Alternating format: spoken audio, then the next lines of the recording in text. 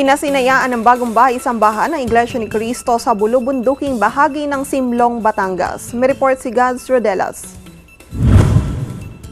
Pinasinayaan na ang bagong gusaling sambahan ng Iglesia ni Cristo sa bulubunduking bahagi ng Simlong, Batangas.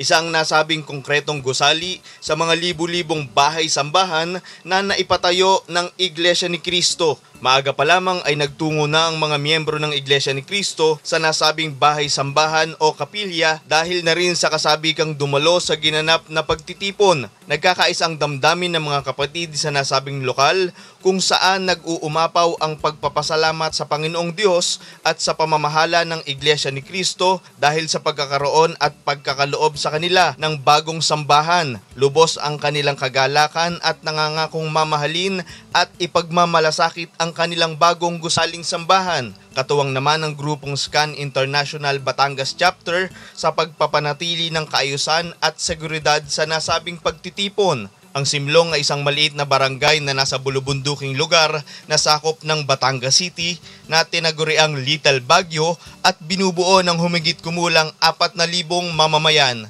Para sa Eagle News, kasama si Roxanne Goot at Zaysa Escueta, Gads Rodelas, I am 1 with 25.